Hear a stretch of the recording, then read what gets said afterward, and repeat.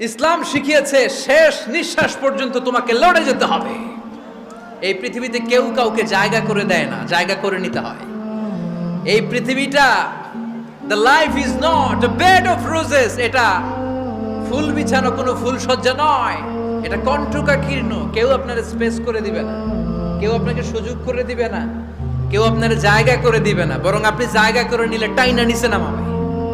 কথা বলেন। এজন্য কখনো অলসতাকে স্থান দেয়া যাবে। রসুল বাত্তালি দুঃখানু শয়তান, অলস মস্তিষ্ক শয়তানের আড্ডা। অলস যদি কেউ থাকে এটাতে টেনে বেঁধে কাজে নামাবেন, পারা যাবে? আমরা আমাদের সমতল ভূমিতে চাষ করতে চাই না। মালয়েশিয়াতে একটা এলাকা আছে ক্যামেরুন হাইল্যান্ড, ওরা পাহাড়ের মধ্যে চাষাবাদ করে গোটা মালয়েশিয়ার খাদ্যদ্রব্যের অভাবকে মুক্ত করে দিয়েছে। পাহাড়ের মধ্যে ওখানে ফুলের বাগান, ক্যামেরুন হাইল্যান্ড প্রায় ৬,০০০ ফিট উঁচু, প্রচন্ড ঠান্ডা। এই ঠান্ডা পাহাড়ে হিল ট্রাক্টস এরিয়াতে মালয়েশিয়ার এই ক্যামেরুন হাইল্যান্ডে ওখানে আছে ফুলের বাগান, আছে ফলের বাগান, আছে চায়ের বাগান, ওখানে মধুর চাষ হয়, ওখানে শাকসবজি চাষ হয়, ওখানে অনেক কিছু চাষাবাদ হয়।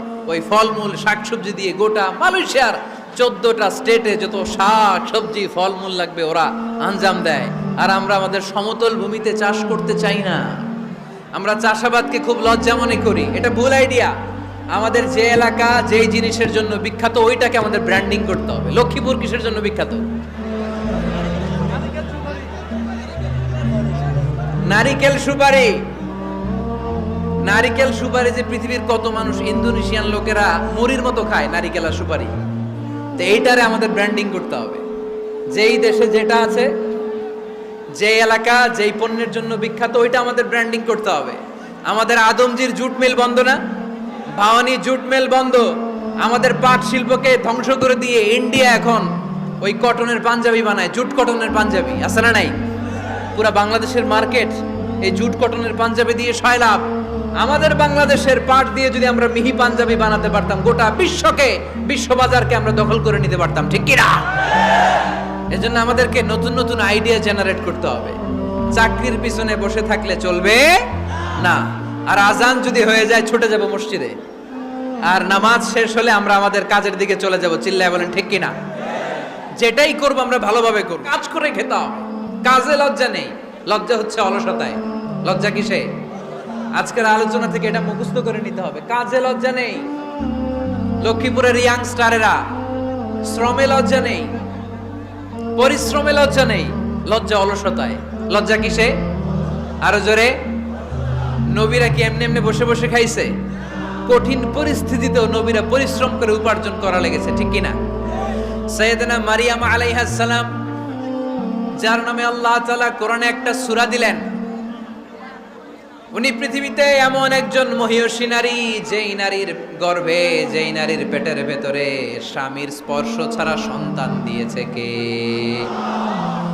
সাইয়েদনা ঈসা আলাইহিস সালাম পেটে আসলেন। মারিয়াম আলাইহিস সালাম লজ্জা পেলেন।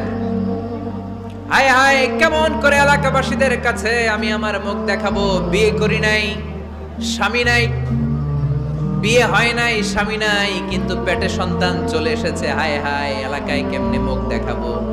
লজ্জায় পড়ে মারিয়াম আলাইহিস সালাম এলাকা থেকে চলে গেলেন। কি অবাক করা কাণ্ড! বাচ্চা ভূমিষ্ঠ হওয়ার জন্য, বড় হওয়ার জন্য ৬ মাস ৭ মাস লাগে নাই, পেটে বাচ্চা আসার সাথে সাথে বাচ্চাটারে বড় করে দিয়েছে কে?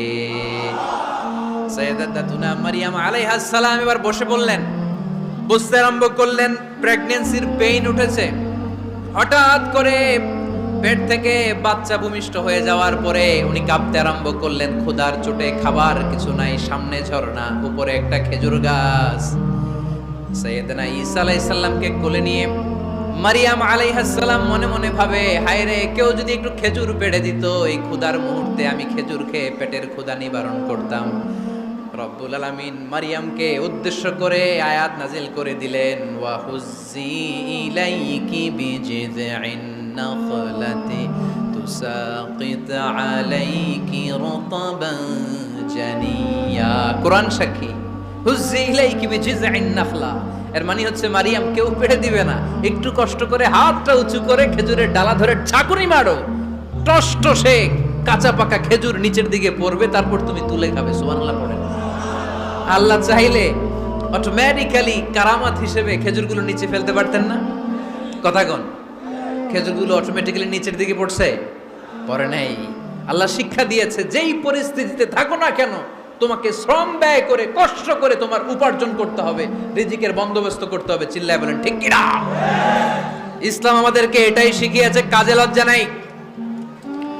আবার বিষ্ণু বললেন, ইন খামাতিস সাআ ওয়া ফি ইয়াদি আহাদিকুম ফাসিলাতুন, তোমাদের কারো হাতে যদি একটা চারা বীজ থাকে, সে যদি দেখে কিয়ামত হতে শুরু করেছে, ফাইন ইসতাতাআ আন ইয়াগরিসাহা ক্বাবলা আন তাকুমাস সাআ ফালইয়াগরিসহা, কারো হাতে একটা চারা বীজ নিয়ত করেছে, চারা বীজটা রোপণ করবে।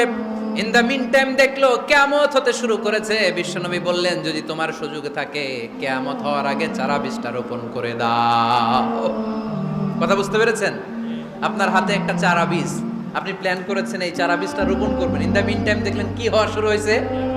ইযা জুলজিলাতিল আরদু জিলজালাহা, দ্য বিগেস্ট আর্থকোয়েক, ভূমিকম্প শুরু হয়েছে, কিয়ামত হয়ে যাবে।